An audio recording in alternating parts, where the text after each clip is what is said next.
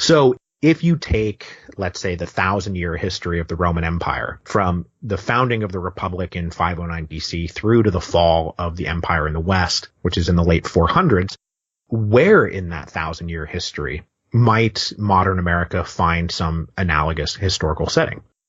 If it's going to be anywhere, I think it's in this period between the end of their great wars of conquest and the rise of the Caesars.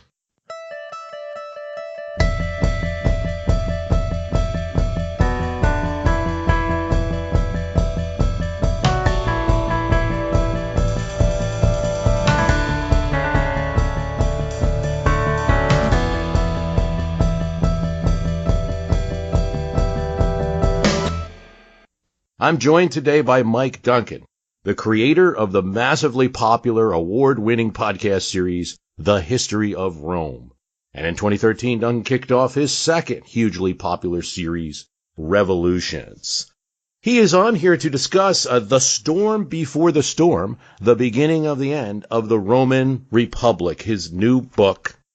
Mike, thanks for joining me today on My History Can Beat Up Your Politics. Thank you very much for having me. Your book talks about the period before the fall of the Roman Republic, not often discussed. The period roughly, a book says 133 to 80. I think you even go a little bit before that, and that's BC. Rome is successful, defeats Carthage, expands its territory as a republic, but then struggles with class divisions, materialism, how to spread the wealth, and all kinds of questions like that. It's something that you see possibly as a link to American society today. So wonder if just generally you could talk about that. Well, yeah. So the book does cover it's roughly 146 is where the launching point of the book is, which is when Rome emerges victorious finally in the Punic Wars, or over Carthage in the Punic Wars. But also they've by this point they've conquered Greece, they've conquered most of Spain. They are by far the largest power in the Mediterranean world, even if they haven't officially moved over to Syria or Egypt yet. When they decide to, it'll be very easy for them because they're by far the strongest power in the Mediterranean world.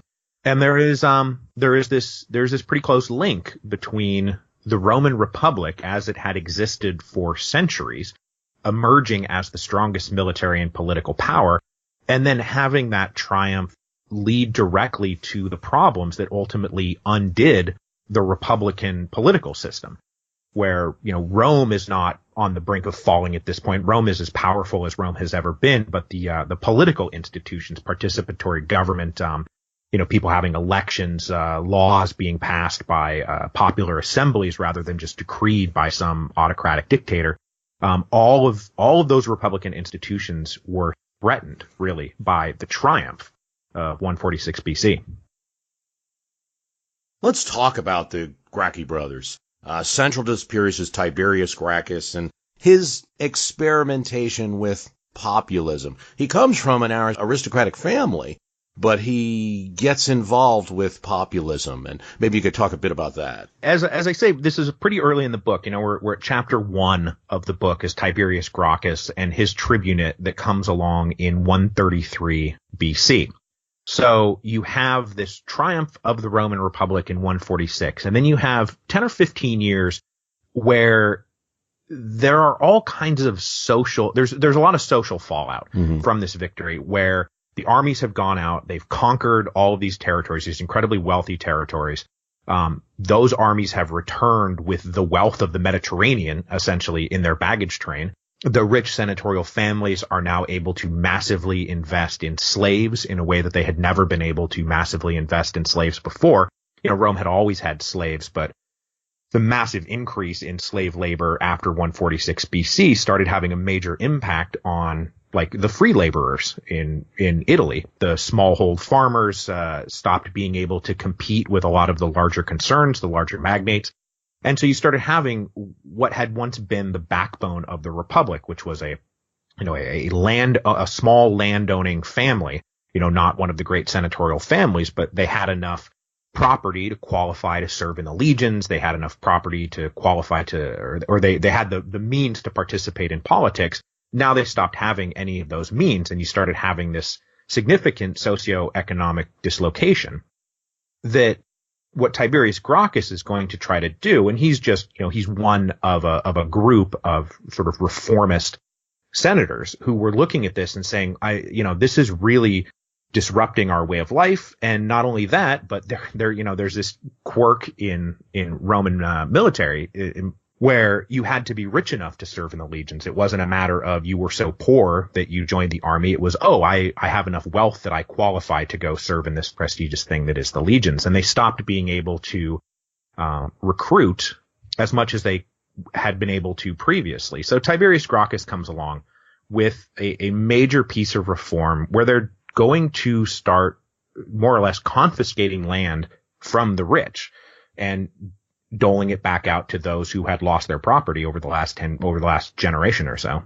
And it doesn't go well for Gracchus in the end, right? It does not go well for Tiberius Gracchus at all. Right. And it's sort of like he who lives by the sword of populism goes the other way as well. Yeah, and I mean they are using this in a lot of ways.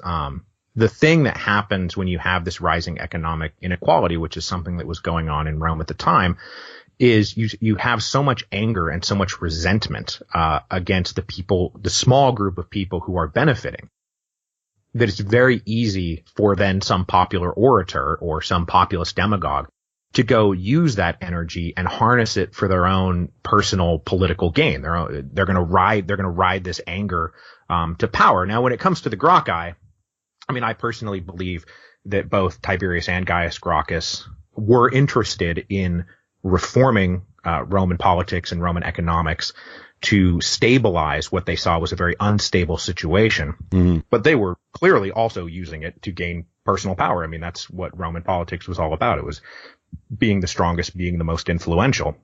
And they saw this populism as a path to power. And so they wrote it, but you can't just attack the richest, wealthiest, and most powerful families in any society and not expect a fairly significant pushback.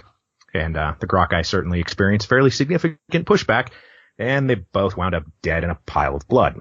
And at different times. And it's his brother, Gaius Gracchus, actually follows Tiberius. Tiberius ends up, after beaten by clubs and by a senatorial mob in the Forum, and then is thrown into the Tiber River.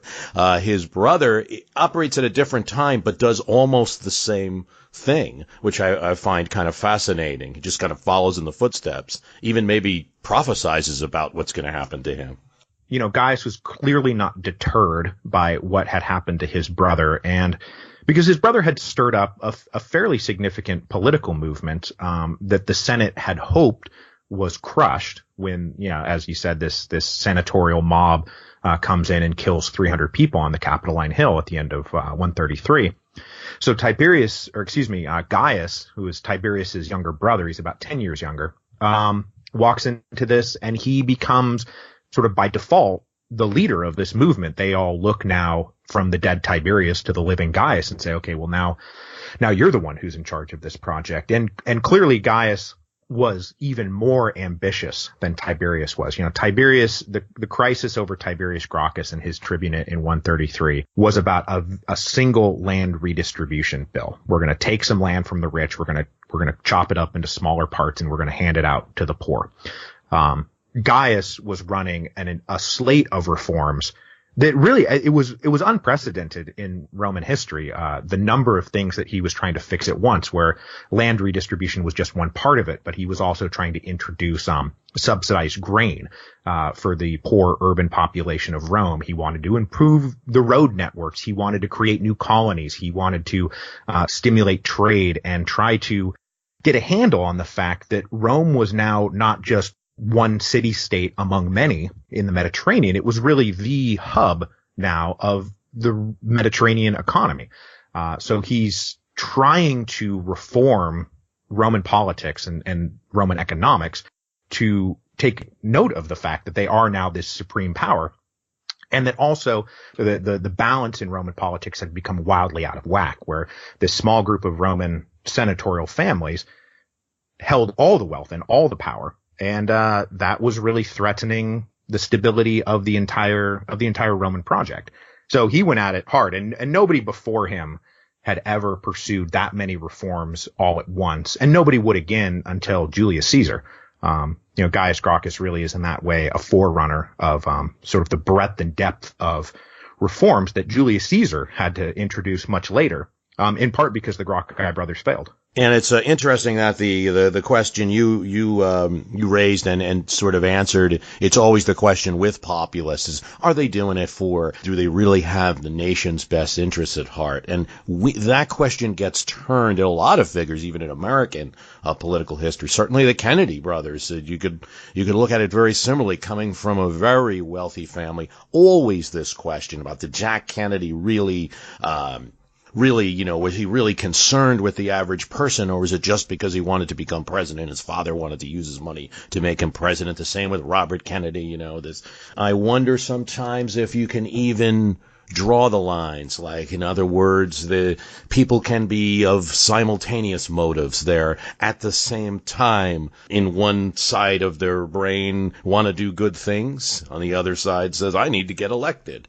And I think that's exactly right when it comes to the Gracchi, because certainly they were ambitious and they were writing this as a means to personal power. But and this is an argument that has gone back to literally when they died. Because there were two political factions. They would publish pamphlets. They would publish histories about each other, and each side would try to paint each other in as negative a light as possible, which is usually how these things go. It's like, you say, I'm doing this for noble reasons and I just want to help people, while your enemies say of you, oh, you're just saying that because you're greedy and ambitious. The mix is there for the Gracchi. I think some people in the history of world politics have certainly been nakedly cynical about the things that they say and do just to get political power. I just don't happen to think that the Gracchi were among them. And I think that the best, at least American analogy to the Gracchi would be the Roosevelts, who are very similar. They too come from, one of these inner circle aristocratic style families. Old Dutch New York. Yeah, like that. And then there were, when Theodore Roosevelt comes along in the 1890s, the United States had massive problems. We had labor problems. We had, sanitation issues. We had, child labor, like all of these things that the progressives wound up attacking. I think certainly Roosevelt wanted all of those reforms because he thought that they were good and necessary for the country. But also, of course, that's his ticket to power, which is also what he wants. So I think definitely there's a mix of the two. And for the Roosevelt family, for both of them really, but particularly Theodore, the relatives reacted like almost as if he had pursued a career in the sanitation department. Like, with the Roosevelt name, what do you want to be doing? Getting involved in elected politics there's an old it's aging now, but H.W. Brands' biography of Franklin Roosevelt is called Traitor to His Class, and I think that pretty much gets down to it, because the Gracchi, one of the things is the Gracchi, I think, in sort of maybe the popular imagination, since they're not really that well covered, I don't think most people have a good handle on who the Gracchi were. You think of them more like lower class, like labor leaders, who coming up from the streets, and they were rabble rousers. And that's not who the Gracchi were at all. They were the inner circle of the Roman nobility. There was nobody who was more connected to more powerful people than the Gracchi family was. They were married and gave birth up the wazoo to the core of the Republican nobility. Is it reflecting? It's a little abstract, but I'm thinking of this. Is it reflecting perhaps a weakness in Republican or Democratic systems that our elected officials have to keep gaining?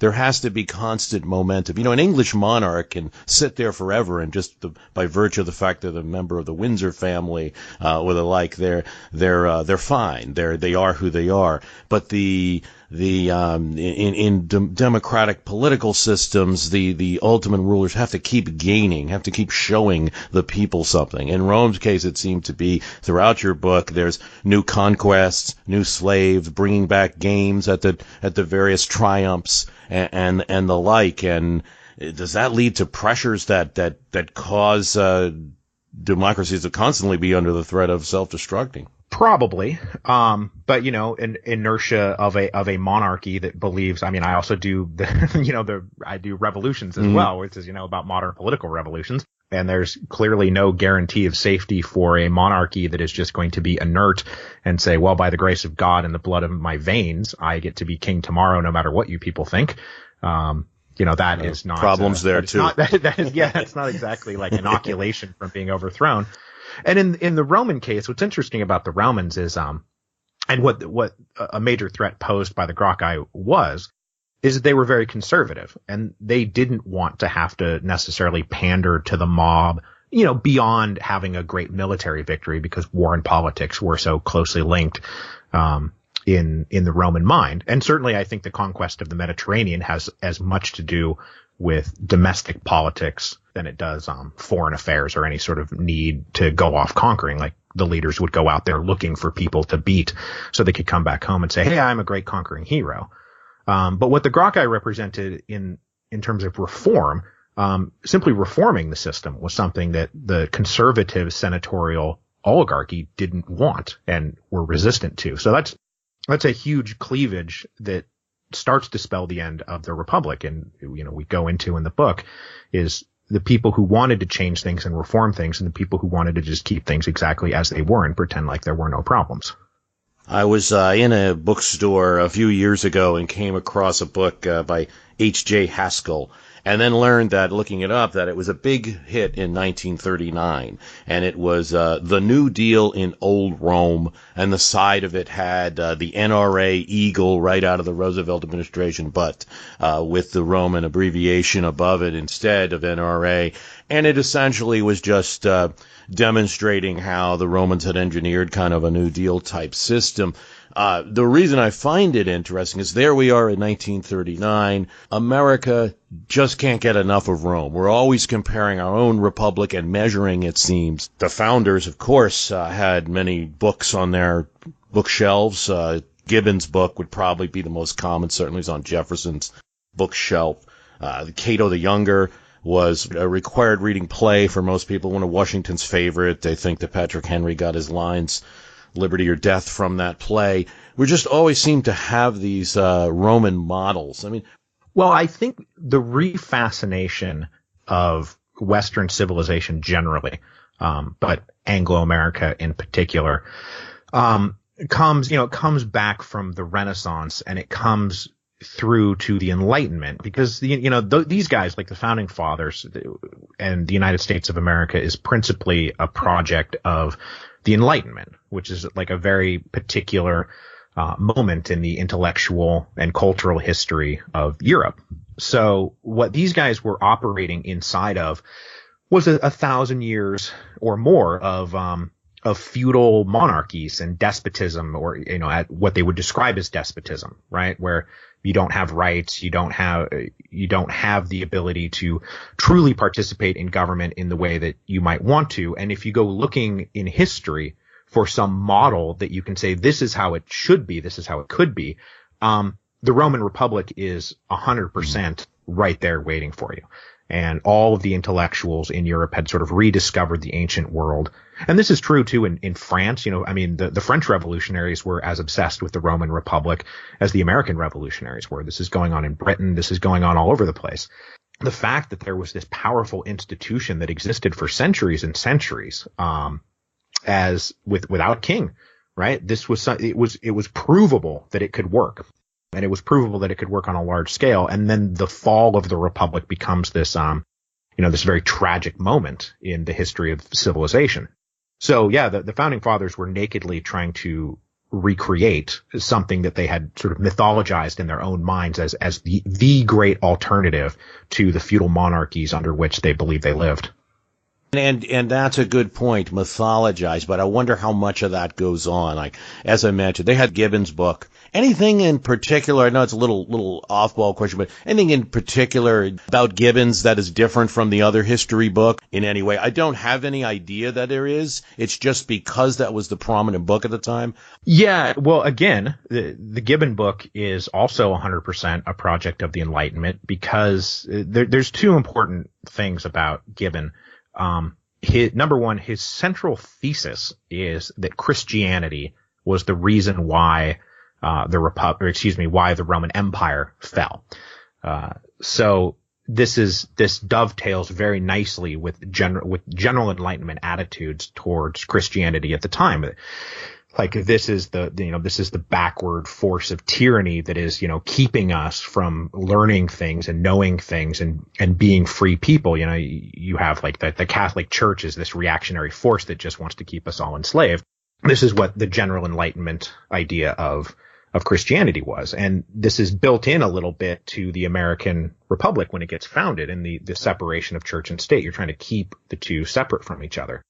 Now, we have to say that I don't think Gibbon is correct, like even a little bit. I think that his central thesis that Christianity led to the decline and fall of the Roman Empire is patently false and has been proven false like over and over and over again, which we don't need to get into that. But the other thing that Gibbon introduces beyond just this thesis that is wrong is he's considered one of the first really modern historians, where he moved in a major way from history being a sort of a literary genre that is just teaching tales of morality into a more scientific version of the craft, which is actually going back to sources and investigating them, and trying to, as much as possible, recreate what it is that happened using real sources. I mean, the historiographic method that we all rely on today, much of it was pioneered by Gibbon and guys around that same time. So what the decline and fall of the Roman Empire gives you is the first really serious attempt to take a stab at actually knowing what happened, as opposed to just things like the play Cato the Younger, which is a literary genre, not a work of history. How good do we feel about the sources on Rome? I know a lot was preserved throughout the Middle Ages and all of that, but a lot of my podcasts, for instance, I'm concentrating a lot on the early founding of the American Republic, a little bit before perhaps, once in a while. I run into some situations where we don't even know things because there was no written record, and I wonder if I'm to provide a Roman example, sometimes the answer might be, you don't know if that really happened. How much is myth and how much do we really know from documents that we feel good about? I would say when I made the move from the history of Rome to revolutions, which is basically rocketing forward in history, 1500, 2000 years, the increase in available sources and documentation approaches infinity, right? Because you could, if you so desired, you could sit down and in not too long, literally read every single thing that we know about the Roman Empire, at least in the literary sources. You can read all of available Livy. You can read all of available Polybius and Plutarch and Sallust. Like you can just knock these guys off on a list. And probably the sum total of all of that, might not even equal the amount simply in the papers of George Washington, right? Who's one guy who lived through one particular period in history. That doesn't even get to the papers of Napoleon, the papers of Robespierre, right? Like any of this. So what we know about Roman history is incredibly circumscribed compared to what we know about anything that happened in modern history, because the biggest thing is we don't really have any of the primary sources. We don't have really letters. We have some snippets of memoirs, but we don't have government records, really. We don't have letters. We have histories that were written, but those are just really old secondary sources in a way. So, I mean, even Livy, we consider him in terms of Roman history to be a primary source, but really he's working from the primary sources. He's working from the documentation and the government records that have all been burned and lost to history. So it's a nearly infinite amount of knowledge that we have about modern history than ancient history. Yeah, no, it's a fascinating thing. I had Tom Oliphant on talking about Kennedy, the amount that's available. Like Tom Oliphant said, when he saw in the Kennedy Library the amount that's available, we haven't scratched the surface of really going through and reading all the letters of somebody like a Kennedy from a modern era where everything was carbon copied, And Lyndon Johnson, it's definitely known because we have the fellow, that's doing the biographies. Caro. Caro, that's right. I saw him interviewed, and he's really still alive, thank God, but he's trucking towards his last version, but he has all kinds of compartments everywhere with Lyndon Johnson information. Now, these are just, like you say, one modern man, but right. No, that is a fascinating point, although I'd also say that maybe in some ways we also avoid getting a few letters where people might take you down a wrong path. At least there's some kind of, even if it's secondary, some kind of consensus history. Yeah, we do. We do have that. And I mean, I think for this book, I mean, this isn't like to brag or anything. This is just proof that I think I've pretty much read every scrap of everything that you could possibly read about this period. I mean, my book, which is, covers 146 to about 78 BC to the death of Sulla. I mean, it's Plutarch, it's Sallust, it's, Appian and, Cicero. Okay. So it's Appian, Cicero, Sallust, and Plutarch are the sources. That's going to cover 85% of everything that we know. And that's true. You go back and read, PhDs, professors in history, the great titans of Roman historiography, all the way back to Gibbon, we're still working from the same really limited number of sources. But you breathe life into it. A reminder that I'm talking to Mike Duncan, the author of The Storm Before the Storm, The Beginning of the End of the Roman Republic. Highly recommend the book. You'll know Mike Duncan as the podcaster of both Revolutions and also the history of Rome. Now, you breathe life into it, and what's the difference between doing a podcast on Rome and then writing a book? There's a couple of differences. I think probably the biggest from a writing standpoint, because I write and script everything and then I read it. I'm not just I don't just sit with a pile of notes and try to make it up as I go along. I script everything out. With both History of Rome and Revolutions, I'm sort of producing a chapter a week. It's a very serialized style of writing. So once an episode is gone into the can and I've recorded and it's gone out the door, now it's time to work on next week's episode, and then you work on next week's episode, and you're just sort of working week to week to week to week, and there's not a ton of time to look back. Writing the book was really fun for this reason, is that I, was able to get to the end of it and then go back to the beginning and rewrite it, and then go back to the beginning and rewrite it again. So the book is going to feel, I think, much more like a large, complete package from beginning to end, than anything that I can necessarily do with the podcast, which are very much like a serialized chapter by chapter, where you can't really go back and be like, God, I wish I had introduced this concept 13 episodes ago, but I'm going to have to do it now. So that was a pretty big change. Mm-hmm. And then also just all I've ever written, I've been doing this for 10 years now. And going back to the very first episode of the History of Rome, I always knew that whatever I wrote, I would be able to read out loud to people, and I would be able to narrate, what it is that I'm writing, or what I have written. But with the book, I just have to plop it in your lap and hope that whatever sentences I wrote, carry you to the next sentence and the next sentence and then the next paragraph and keep you turning the page. I'm not going to be there to sort of proverbially turn the page for you. So I had to think a lot harder about, sort of the quality and clarity of each sentence and how it linked to the next idea and the next idea to keep people involved without me just sort of droning on in their earbuds. No, great job, I think, and I feel like it really does move quickly and blends from one to the other. I mean, part of it is because some of that history is blending. You have relatives of one character in the story taking the next act forward, of course, so often. The publisher is Public Affairs, and so you have a bit of a message that you feel that, like, this period, 133 or 146 to 80 BC, is a period to look at if we're to understand, like, where we might be now with the American Republic. It brings up so many issues when thinking about Rome, like, of course, income inequality being one. We're not distributing land these days. We did have some of those debates back at the time of the Homestead Act and the Civil War, and even before then, Revolutionary War veterans and land grants and things like that, taking loyalist property. But we do talk about income distribution, and there's issues of immigration, citizenship, seemed to be a big thing in this period of Rome.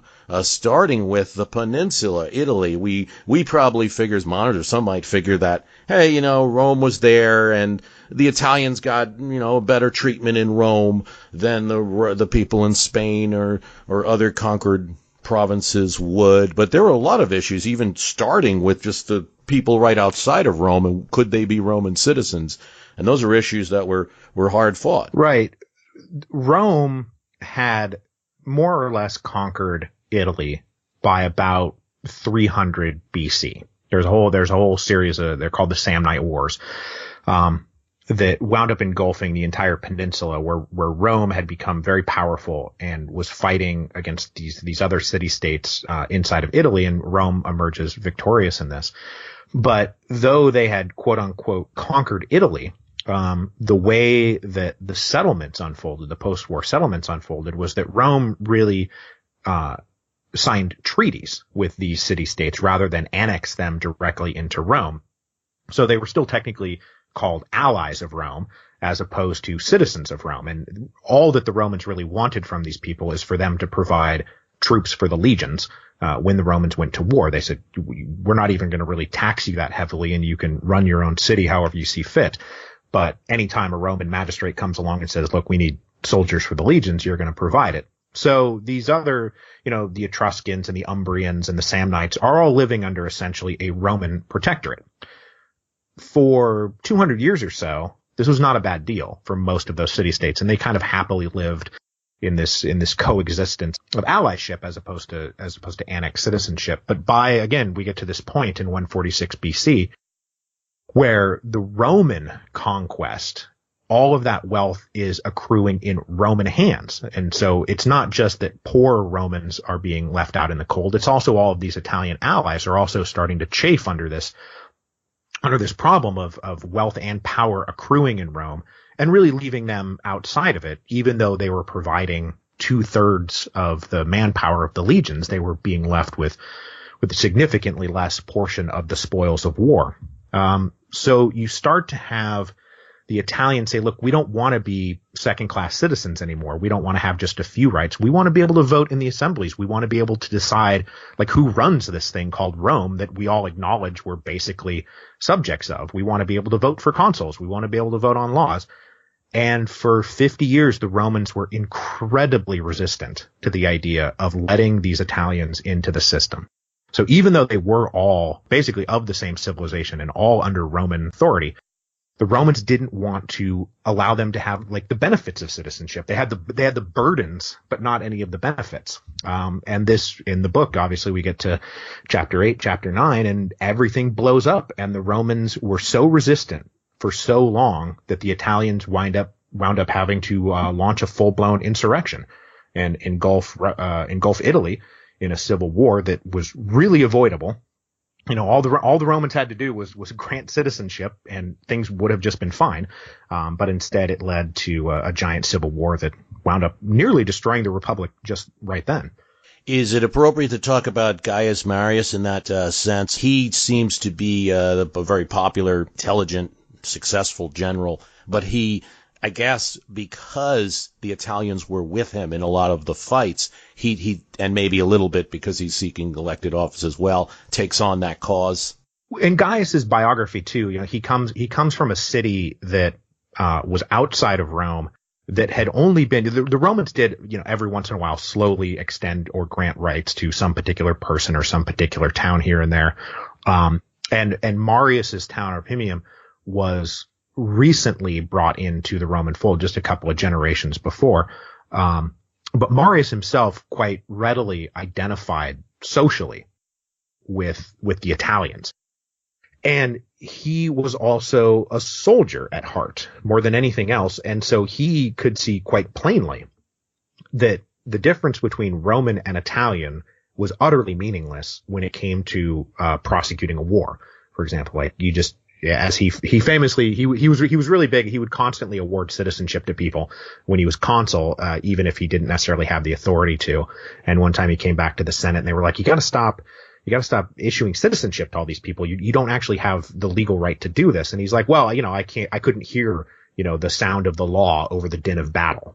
right? Where because like when we're out there and we're fighting and dying with each other, like we don't give a crap like who's an Etruscan and who's a Roman. We're all fighting alongside each other, and we deserve to share equally in the spoil. So Marius attains unprecedented power at the end of the 2nd century BC, and he is extremely liberal with doling out citizenship to the Italians in a way that ruffles a lot of feathers in Rome at the time. It seems like when a nation is challenged by a military conflict, and I suppose in the case of Rome at the time we're speaking of, it's, they had finished with Carthage, but they still had some revolts in Spain. They had the Italian wars and then the war in Numidia. That kind of a challenge to the authority of the Republic means that you have to go to the people to raise an army to fight, and then the people don't always want to just do that for free. Yeah, and in Marius's case too, you do have to reward people for their service. You can't just call on them, demand that they save your house, and then not even pay them and just be like, okay, thanks for saving my house, see you later. You have to recognize their dignity and what contribution they had made. And one of the things, especially what Marius was doing when he is giving citizenship to many of his veterans, is then those people would return back to their home cities. They would now have Roman citizenship, and they would have all these special rights and privileges, where their next door neighbor, who is just like them in every way, just doesn't have that. So you started getting this, like, it wasn't just that Romans had citizenships and allies didn't. Inside of allied communities, there would be some who had these privileges and some who didn't, and that created a lot of resentment in those Italian communities. How much, you've said that the premise is that you're telling some of your listeners have asked for like what point in Roman history should we think of America and now in 2017 on that spectrum? And there's certainly, as I said, a publisher's public affairs, certainly a sort of premise in this book is that we're looking at the same time period. But what scope are you comfortable with that? Is this like this time period 146 to 80 BC might be like what America is now? It is like what America now is. It could be, how much do you think? Is it just a potential model, or is it, does it seem definite, No. It is every qualifier you can put on it, I would put on. History doesn't work like you literally replay the events of the past, wearing different clothes. That's not the way history actually works. But I have always felt quite comfortable and quite fine, maybe because I work outside of the inner sanctum of academia, that if we're going to learn history and we're going to look at history and we're going to learn things about it, I don't think that there's any problem trying to find a historical analogy or things that can inform the present. Right. If it's not enough to just say, oh, I want to learn something about this period in history just because, that's fine. But if you're looking to try to make decisions in the contemporary world, if you're trying to find some sort of anchor to try to figure out what is happening around you, I think it's fine to go back into the past and try to find historical analogies and try to learn from them, because what else is the point of it? So if you take, let's say, the 1,000-year history of the Roman Empire, from the founding of the Republic in 509 BC through to the fall of the empire in the West, which is in the late 400s, where in that 1,000-year history might modern America find some analogous historical setting? And it's clearly not at the founding stage where, a bunch of settlers get together and found something. It's not in the regional conquest phase. America is way beyond just being a regional power. We have achieved a measure of global power that it's, especially after the end of the Cold War, is quite analogous to where Rome found itself, at the end of the Punic War. So they were the strongest by a mile, military power in the Mediterranean world. In a lot of the ways that America emerged as a hyperpower, military power at the end of the Cold War. But has the Republic fallen? Has Caesar come along? Do we live under a literal military dictatorship? Or if you keep progressing even further into the 300s and 400s AD, the AD 300s, 400s, are we at the point where we're being literally overrun by like huge armies of Franks that we just can't defeat in battle, and they just are squatting in our no, none of that. We're not anywhere near any of that. If it's going to be anywhere, I think it's in this period between the end of their great wars of conquest and the rise of the Caesars. There's certainly rich lessons in Rome by any objective standard, no matter what side of the political spectrum one comes from, in terms of challenges everyone has. Everyone would like to deal better with corruption, right? Everyone would like things to be more fair. There might be one side that says, well, I want it to be fair through the opportunity. The other one, I want it to be fair through a direct cash payment or something like that. But these are, in Rome, definitely rich examples that always seem to match today. I wanted to quickly, and I'll probably do it badly, but read a letter of Thomas Jefferson to John Adams, 1819. Shows you how much Rome was on his mind, but it does seem that it's a little bit of a two minds on Rome. Here it is. I have been amusing myself lately with reading voluminous letters of Cicero. They certainly breathe the purest effusions of an exalted patriot, while the parricide Caesar is left in odious contrast. When the enthusiasm, however, kindled by Cicero's pen and principles subsides into cool reflection, I ask myself, what was that government which the virtues of Cicero were so zealous to restore, and the ambition of Caesar to subvert? And if Caesar had been virtuous as he was daring and sagacious, what could he, even in the plenitude of his usurped power, have done to lead his fellow citizens into good government? I do not say restore it, because they never had it. If their people had indeed been, like ours, enlightened, peaceable, and really free, the answer would be obvious. Restore independence to all your foreign conquests, relieve Italy from the government of the rabble of Rome, and consult as a nation entitled to self-government and do its will. So Jefferson taking maybe it's an easy punch at history that can't answer, and saying that the Americans are better than the Romans. But I think it kind of shows, like, very often we think that the American founders emulated Rome, and maybe they did, but I actually think they just existed with a concept of Rome that they liked sometimes. They liked some parts of it, and they didn't like other parts of it. Yeah, and Jefferson is very, very famously able to compartmentalize things. So he can say all of that while basically setting up a government that in most respects resembled the senatorial oligarchy of Rome, where, when he's writing there in 1819, this is right before, obviously, the populist dam led by Andrew Jackson comes along. But that the early federal government is very much resembles the landowning aristocracy of Rome. And then obviously they're having no difficulties whatsoever expanding westward and conquering everything in their sight. So yeah, Jefferson is, he's trying to get at something, and it's always nice to sort of see through Cicero a little bit, because this is a big problem is the mythology of the Republic. And you say, oh, the Republic fell, so that's a bad thing. Well, it was a closely held oligarchy that only a very few people were ever truly benefiting from. So what was it worth restoring? And that is a good question that Jefferson asked, at least at that moment in his life when he was putting quill to pen. Well, that's true. I do think whenever I read the Jefferson Adams letters, I think a different Jefferson. Certainly it's not the same as President Jefferson all the time.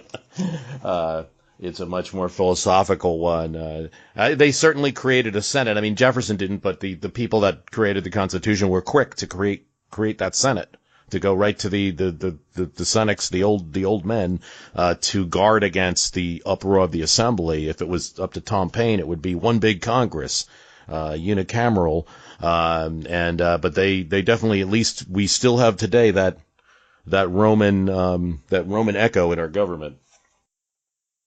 Yeah, because the Constitution was trying in a lot of ways to recreate some of the balance that the Roman Republic did in fact have. there was a democratic element to the republic in the assemblies, and there was the aristocratic element of the Senate and the executive monarchical element of the consuls. And so they were trying to recreate that a little bit with, the House of Representatives and the Senate and the president. And a reminder that I'm talking to Mike Duncan, the author of The Storm Before the Storm, The Beginning of the End of the Roman Republic. He's also the podcaster that you know for the history of Rome and revolutions. We've talked about a lot. Really appreciate you coming on the program. Anything that you feel we should have discussed that didn't happen? I think we did the good work. The only thing I would add is if you're listening to this, you should go buy the book. Yeah, I urge my listeners to go out and get The Storm Before the Storm, The Beginning of the End of the Roman Republic. I'm a podcaster, too. You got to support the podcast that you listen to. We're all out there working. If a podcaster writes a book, by all means, support them. Mike, thanks very much for coming on My History Can Beat Up Your Politics. I really appreciate you having me.